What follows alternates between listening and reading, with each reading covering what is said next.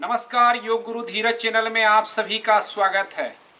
कई सारी समस्याएं लोगों के साथ देखने में आती है कि जैसे सोने जा रहे हैं, नींद नहीं आ रही है, सोना चाहते हैं लेकिन करवटों में रात गुजर रही है। कभी ऐसा भी होता है कि सोए हैं लेकिन बीच में नींद टूट गई और ऐसी टूटी कि फिर आ नहीं रही है और वो बेचैनी पैदा कर रही है, क्योंकि आगे देखना है कि सुबह काम पे जाना है और यहाँ नींद उखड़ गई है, टूट गई है। और कभी कभी किसी बातों के विचारों में, तनाव में, इस तरह विचारों में हम खोते हैं कि सोते तो हैं लेकिन क्वालिटी स्लीप नहीं आ पाती है, गहरी नींद नहीं आ पाती है। तो बहुत घंटे सोने के बाद भी जो फ्रेश होना चाहिए था शरीर को जो मरम्मत करना चाहिए वो नहीं हो पाता है। इन सब का क्या उपाय है और इसमें कैसे भ्रामरी प्राणायाम ज़्यादा से ज़्यादा इफेक्टिव है, इसको समझेंगे। लेकिन इसको समझने से पहले कि सो के आप कैसे इसको आजमाएंगे, मैं बैठे बैठे आपको बता दूं कि भ्रामरी करना क्या है और क्यों भ्रामरी लाभ देता है, इसको समझे पहले। किसी भी कंफर्ट पोजीशन में बैठे जो प्रैक्टिस अलग से करना चाहते हैं भ्रामरी को, आप सोफे पे भी बैठ सकते हैं, कुर्सी पे, बस स्पाइन सीधी हो, दोनों हाथ का इस तरह से इस्तेमाल कर सकते हैं कि फिंगर से कान को बंद कर लें। एल्बो को कई लोग ऐसे रखते हैं, उससे थक जाइएगा तो ध्यान हट जाएगा, इसीलिए एल्बो को नीचे रखना है, कान को पूरी तरह बंद करके स्पाइन रखें। एक तरीका ये है। दूसरा, कान को नहीं भी बंद करें और हाथों को इस तरह से रख करके भ्रामरी को कर सकते हैं। उसमें होगा क्या, तरीका क्या है कि पहले सांस लें धीरे धीरे और जब सांस छोड़ें तो साउंड क्रिएट करना है भ्रामरी। लंबी साउंड और बढ़ाने के लिए आप मूल बंद लगा सकते हैं। क्यों लंबी साउंड इंपॉर्टेंट है वो समझेंगे। पहले भ्रामरी।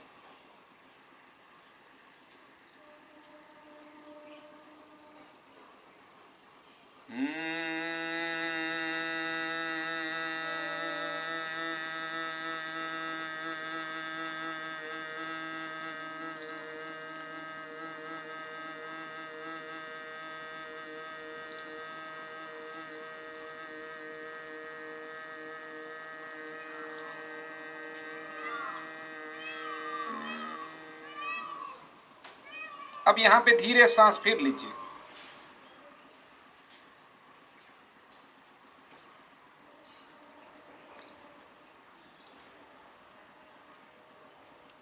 फिर भ्रामरी। तो ये बड़ी चीज है जो मिस्टेक कर रहे हैं आप लोग कि तुरंत भ्रामरी, सांस लेते ही नहीं। खत्म हुआ,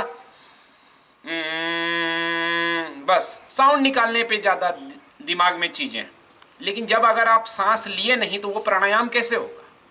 इसीलिए जब पूरा भ्रामरी करें तो साउंड पर फोकस हो कि हम जो साउंड निकाल रहे हैं उस पर ध्यान लगाएं, तभी तो योग होगा। योग मतलब जुड़ जाना स्वयं से। अभी मन भाग रहा था, भ्रामरी तोड़ेगा और आपको जोड़ेगा यहाँ प्रेजेंट टाइम से।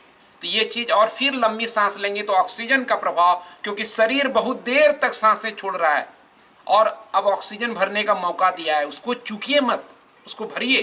प्राण का पूरा तरह से आयाम करें, विस्तार करें अपने अंदर, यही प्राणायाम है। एक महत्वपूर्ण चीज। दूसरी, साउंड पर ध्यान लगाए रखना है, फिर सांस को लेते हुए देखना है, ये इंपॉर्टेंट है। और तीसरी, कभी बहुत आवाज निकालने में फोकस करें, जैसे झगड़ा कर रहे हो, सहजता से, प्रेम से ध्वनि निकालिए, जितना लंबा सहजता से हो सके उतना ही। उसमें भी जबरदस्ती नहीं कि देर तक करते रहना है, सहज हो। तो इन बातों का ख्याल रखिए। क्यों भ्रामरी काम करता है? दरअसल होता क्या है कि जब आप भ्रामरी करते हैं तो पहली बार आप देर तक सांस लंबी छोड़ पाते हैं, छूट रही है सांस। अगर अभी सांस हम लें और छोड़ें तो अमूमन छोड़ने की दूरी कितनी होगी? 4 सेकेंड, 5 सेकेंड, 6 सेकेंड, इससे ज्यादा नहीं। देर तक भ्रामरी मौका देता है कि आप सांस छोड़ सकें। क्या होगा उससे? जब आप देर तक सांस छोड़ते हैं तो आपके बॉडी में चंद्र नाड़ी एक्टिवेट होती है, और चंद्र नाड़ी जब एक्टिव होती है तो आप ज्यादा शांत होते हैं, आप ज्यादा शीतल होते हैं, डाइजेस्टिव सिस्टम आपका एक्टिव होता है, शरीर का मरम्मत ज्यादा होता है। क्या होता है चंद्र नाड़ी की एक्टिवेट ज्यादा होने से? आप देखिए कि चंद्र नाड़ी क्यों है कलयुग में वरदान। वो वीडियो डिस्क्रिप्शन लिंक में दे देता हूं, दोबारा रिपीट नहीं करना चाहता। तो ये फायदा होगा आपको। इसलिए साउंड देर तक निकालना, इसलिए हम शंख बजाते हैं, शंख बजाने में भी साउंड देर तक निकलता है। इसलिए हम आपको क्या करते हैं, ओंकार करते हैं, ओम को अपने महामंत्र का, क्योंकि उसमें भी देर तक साउंड निकलता है। और सांस के साथ साउंड का भी खेल है। आज भले ही कोई प्राणायाम निकल गए हैं मॉडर्न टाइम में, जल्दी जल्दी सांस लेने बताया जाएगा, कपालभाति ये क्रिया है, प्राणायाम है नहीं, प्राणायाम कहा जा रहा है, लेकिन उसका प्राणायाम जैसा बेनिफिट नहीं है। बस तरीका जल्दी जल्दी सांस है, लेकिन वो लाभ नहीं मिलेगा जो हमारे ऋषि मुनियों ने बताया है भ्रामरी ओंकार शंख को बजाने को लेकर के। क्योंकि देर तक सांस, आप दौड़ के आते हैं तो हाँपने लगते हैं, लेकिन शरीर क्या करता है, सांस ही छोड़ता है ना। ओह, देर तक सांस छोड़ने से शरीर राहत फील करता है। आप कहीं फंस जाते हैं किसी काम में, आपकी सांस बाहर निकलती है, ओह निपट गया ये काम। इसलिए देर से सांस छोड़िए, राहत मिलेगी, राहत की सांस कर सकते हैं आप इसको। तो ये महत्वपूर्ण चीजें हैं। साउंड क्या करता है, तत्क्षण साउंड आपके मन से विचारों को हटा देता है जब जब साउंड निकालते हैं। इसलिए आपको बातचीत करने में मन लगता है, क्योंकि बातचीत से साउंड निकल रहा है, तो मन नहीं चलता है, प्रेजेंट में आप रहते हैं बातचीत करने में। गाना गाने में आपको अच्छा लगता है, चाहे आप बाथरूम सिंगर हो, साउंड निकालते हैं, भले ही किशोर कुमार नहीं हो, भले ही लता नहीं हो, लेकिन जो भी साउंड है आपको मजा आता है, क्योंकि मन नहीं चलता है। सीटी बजाते हैं कई लोग, कुछ भी, क्यों, साउंड निकला, साउंड की अपनी शक्ति है। तो भ्रामरी में 2 फायदा है, उसको आजमाइए। तो ये समझ गए आप। अब लेट करके कैसे करना है मैं फटाफट समझाता हूं, और किन सावधानियों को ध्यान में रखना है वो भी। लेट जाइए आप, जैसे भी सोते हैं, बायां करवट सोते हैं, दायां करवट सोते हैं। अगर ये सवाल है कि कौन से करवट अच्छा है, तो उसका भी वीडियो लिंक डिटेल में समझ लीजिए, किस करवट सोना चाहिए। मान लीजिए मैं ऐसा भी सोता हूँ, ठीक है, शवासन पोजीशन में, तो इसमें साउंड निकालना है हमको। पहले शरीर को आप बहुत आराम से कंफर्ट कर लीजिएगा। इसमें साउंड वैसा नहीं निकालना है जैसा लंबा हम निकाल रहे थे बैठ के। इसमें फोकस करना है जैसे कि आप एकदम से थोड़े मदहोशी में साउंड निकाल रहे हैं, तो जल्दी नींद आएगी आपको। एकदम से थोड़ा उसमें मादकता हो, मादकता शब्द आप इस्तेमाल कर सकते हैं उसके लिए। जैसे देखिए मैं नॉर्मल सो रहा हूँ, सांस को देखते जाएंगे, साउंड निकालते जाएंगे।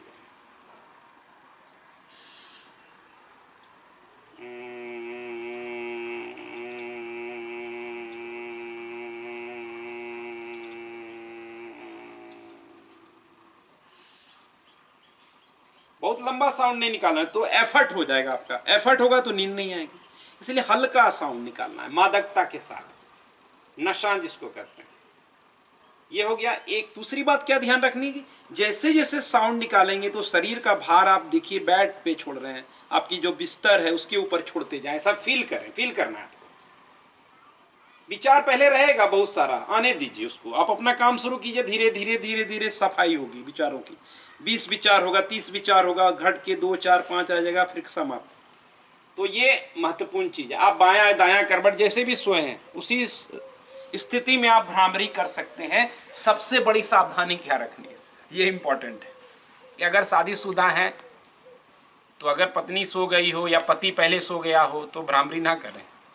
सोते हुए पता चला लेनी की देनी पड़ गई, चंद्र के जगह सूर्य नाड़ी एक्टिव हो गया, ये सारी रात ऐसे ही निकल जाएगी।